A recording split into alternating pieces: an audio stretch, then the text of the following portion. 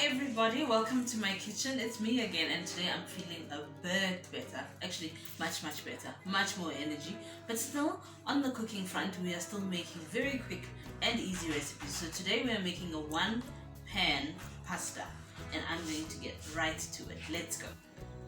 Okay, so I did say that it's a one-pan pasta, but we've got mince, beef mince, and we've got macaroni, and we've got a sauce, a tomato-based sauce. We are cooking everything together in the pan, so this is literally the only cooking utensil or pan or pot that you're going to need. So we are not doing the pasta separately or the sauce separately. It's all going in there. So as you can see, I have put my oil in. I'm just going to wait for the oil to heat up a little bit, and then I'm going to start the process. So the intention is to have the food ready to eat in 30 minutes with very little pots to wash. First, we're going in with our onion.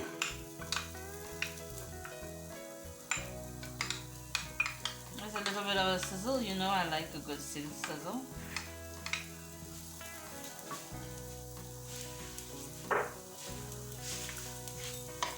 Just gonna let the onion cook down a little bit. I've got the heat quite high on this gas burner, and I'm gonna leave it at that, but then that means you need to keep your eye on your pot.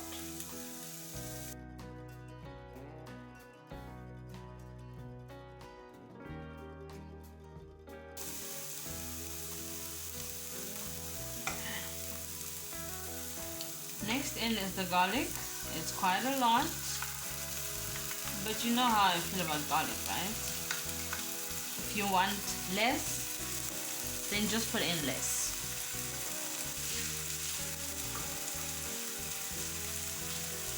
Now, when you put the garlic in, you have to then, from that step on, watch your pan even more carefully, because garlic burns very quickly. So the minced kind, very small pieces, and it burns. And burned garlic is not really the taste we are going for here. Next, we are going in with the beef mince.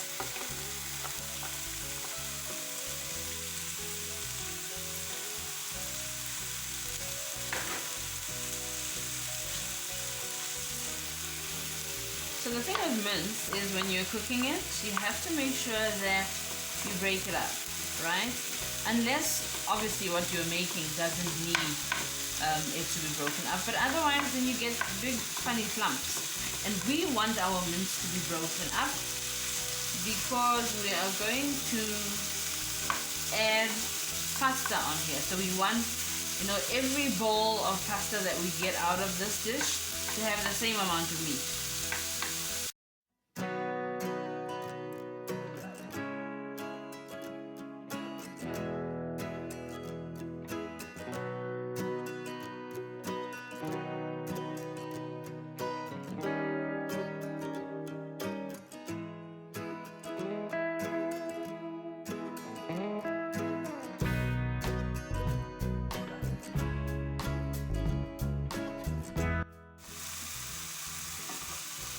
Okay, so we are halfway there, and not sure how many minutes, but halfway, because we were trying to just brown the mince, and from here on we are going to start to add the rest of the ingredients. Pardon me a little bit, I'm just a little bit obsessed with breaking up the mince, because I do not want a bowl with pasta and one big clump meatball looking mince situation. I'm going to add the tomato. So what happened here is, this is a tin of tomatoes, right? But it's the whole tomatoes, and then I just crush them with my hand. So if you've got a tin of the diced tomato, perfect. If you've got actual tomatoes, take about 4 medium tomatoes and just peel them, make sure that they don't have the skin, and then just chop them up.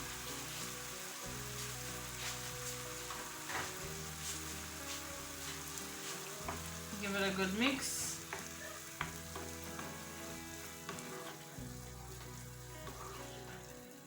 from this point on is where we start with the seasoning. So I've got some barbecue salt mix going on here. I'll give the ingredients in the description panel below, so don't worry about it. And then I've got 1 block of beef stock. So it's just a cube. And yes, I'm going to be putting in water. So no, I'm not just using the cube as it is.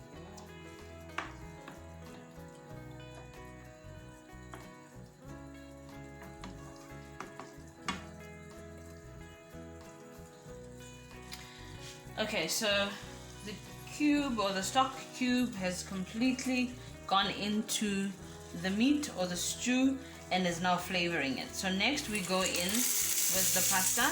I'm using the little elbow macaroni. You can actually use any pasta that you like, or that you have at hand. So I had a packet of elbow macaroni that's open, and that's what's going in there.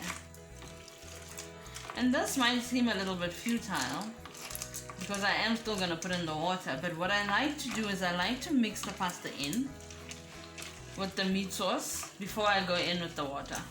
I don't know, it just gives me a sense of the pasta is catching some of the flavor, and I like that idea. And now we go in with the water. So the water has a very important task, which is cooking off the macaroni, because that's literally the last step. So this is the last and longest step of this whole cook. So you've got the water in there, and then you're going to leave it to go because now you need the macaroni to cook. But remember, we flavored the sauce, we flavored the meat, and all of that flavor is now in the water that is going to be drunk by the macaroni. So you're going to have all of that flavor in your pasta as well. So what I'm going to do is I'm going to take the heat down to medium. You'll see, you'll still have a little bubble situation, rolling boil situation going on, but it's a bit lower than when it was all the way up. And what you have to do is every 3 minutes or so just come to mix it around so it doesn't stick to the bottom firstly.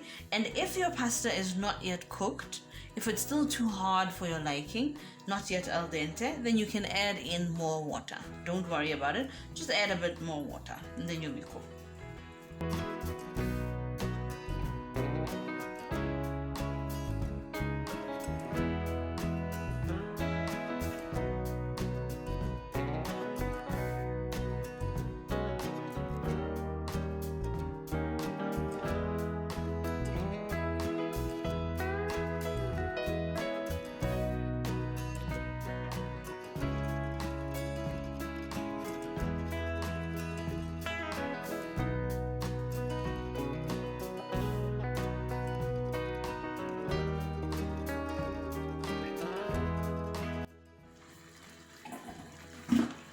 So our 3 minutes is up and it looks like we are ready. The last piece of the puzzle is the cream. I like it to be nice and creamy.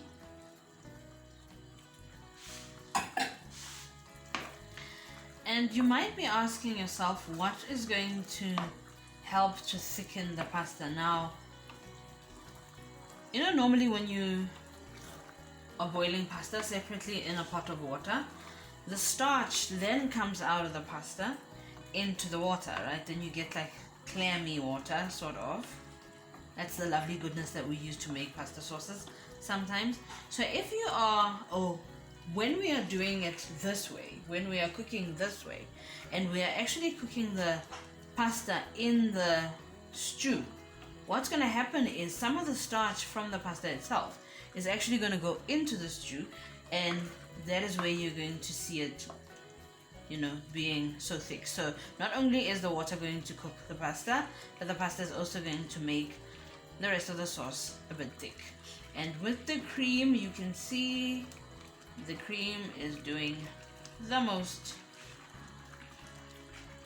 So basically this is it. I think it's time we dish up.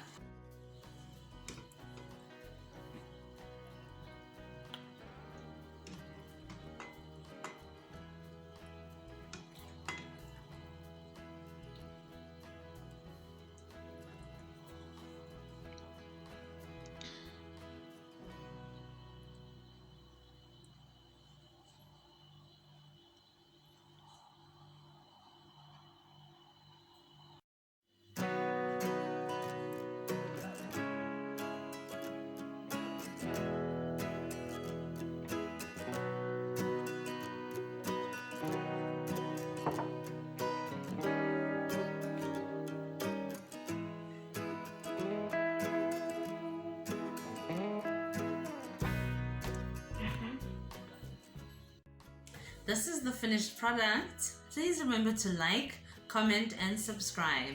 Thank you very much for coming, and bye.